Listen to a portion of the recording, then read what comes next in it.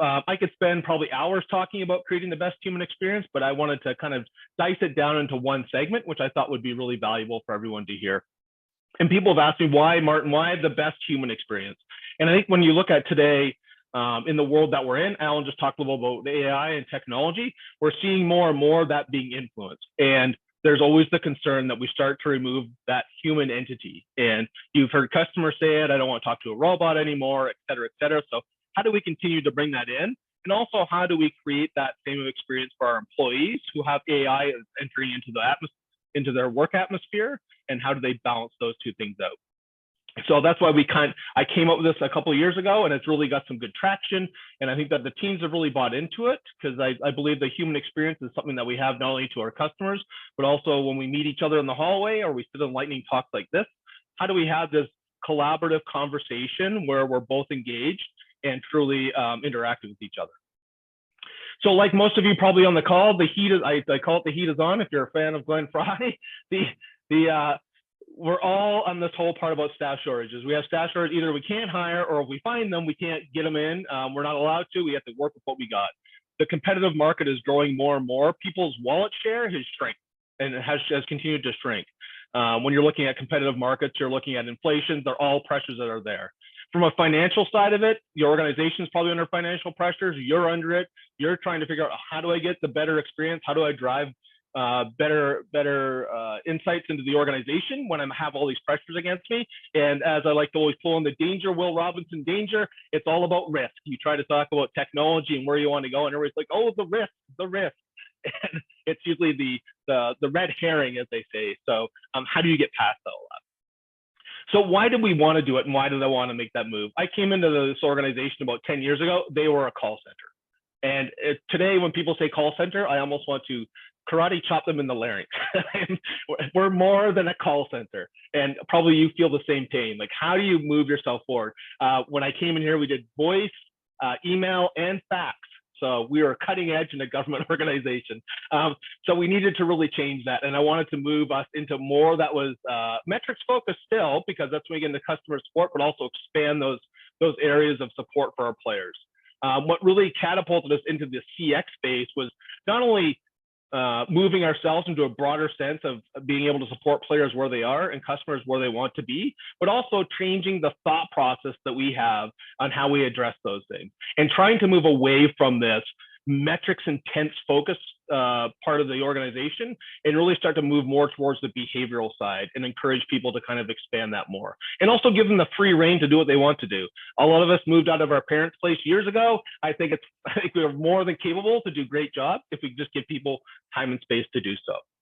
And really, there's a bunch of work that we did around values and around our culture, but we really honed it down into 3 key behaviors that we wanted people to make sure that they exhibit and that they show.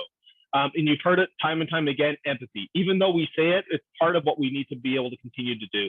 Active listening and compassionate responses are 2 key portions of empathy.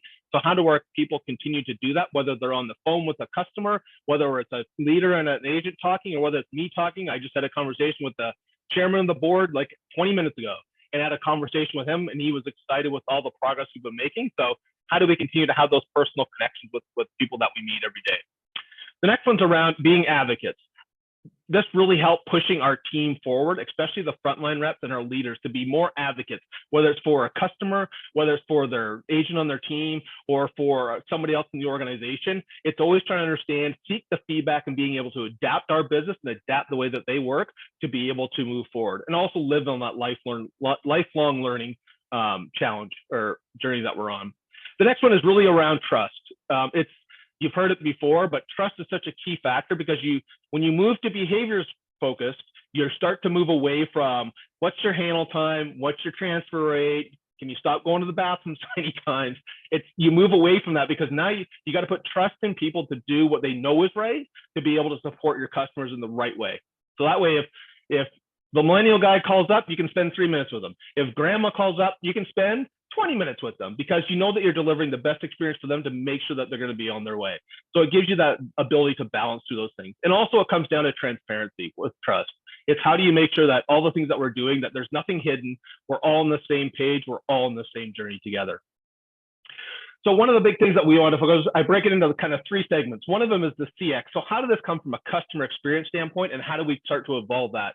We need to really move forward to differentiate how we connect with our players and how we connect with our customers, whether it's through our surveying capability, whether it's through implementation of chatbot technology or IVR solutions. We needed to change the way that that looked and felt to our customers out there.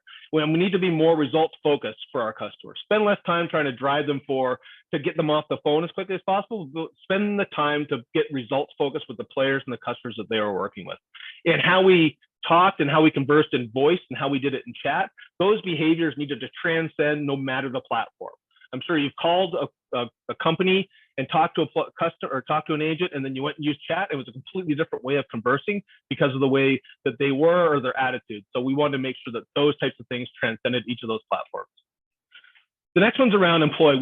Where the behaviors came in is on the employee side of it. And to get employees to buy into what we wanted to do and how we wanted to move forward, we needed to remove a lot of the obstacles that were in the way that were stopping them from doing it. And if you think about that for a minute, how do you relieve the pressure of people of what they're doing so they can spend more time in the moment and focus time in doing and working with the issues that were at hand? We need to really remove that pressure. So by adding things in like RPA, robotic process automation, by adding in chatbot technology, by adding in other speech and text analytics, we were able to extract all this busy work that was keeping them away from that focus and actually move that into technology that could do it for us, where then they could spend the time really focusing on the support that was at hand. We needed to make sure that the information that we were receiving, they were receiving. So whether it's an agent on the front line or an executive in the C-suite, they could see the same dashboard, the same performance, the same everything, so nothing was ever hidden. I always make a joke that in the old days, whenever you wanted to give an agent feedback, it had to be blessed by thy team leader before I handed it to you and you're able to see what the customer had to say about it. That is no more. It's complete transparency of what they're able to see, because I think in that way, they're able to action results and get what they want to do. So, and we had to change a little bit of the training programs to really help support our employees to make sure that they were starting to see how this was having a positive impact and a positive effect. And the last one's just around the insights. So how do we take this and make it all action? It took a lot of effort to kind of get to the part where we could have that transparency and that visibility. We needed to completely upgrade and integrate our tech stack to what it was prior, because if we don't have the tools set up properly, agents and teams couldn't get to the results that they wanted. We needed to really expand how we got feedback, where we were getting feedback from, and then put in speech to text analytics and also some of our surveying capability to really start to pull feedback from all the different teams we were working with and understand that what we were doing was having the right impact and going on the right, taking us on the right journey forward. So was it in the end? Well, over the course of the last 14 months, it really has shown a progress. We saw an increase in our customer experience scoring across the board. We're in the 90s now. We're in the low 80s. So now we're consistently in the 90s. We've seen that even in our employee experience scoring and our last engagement score that came out. We focused a lot in that people were having the tools to do their job. Could they do it effectively? Did they feel like they're being supportive? And we were in the high 90s from the feedback from them. And we saw our NPS go across the board too. And surprise, surprise, all our handle time metrics and Africa, all those things started to slowly get into line with what we wanted to be, because we were really, by taking the pressure off, they actually were doing the job in front of them and we were able to balance up the two things. So we knew the result we were getting was the best result without focusing on a metric to try to push that metric. So I guess in the end, some of the key takeaways that we really saw that I can give to you is, number one is be committed. The hardest part is being committed to a transition like this and getting people on this journey. All too often you would get into it and say, I'm not going to talk about metrics, but then 3 meetings later, you're like, okay, so let's talk about handle time. So you got to kind of not go into that space. The AI tools that you put in place, Alan talked a little bit about them.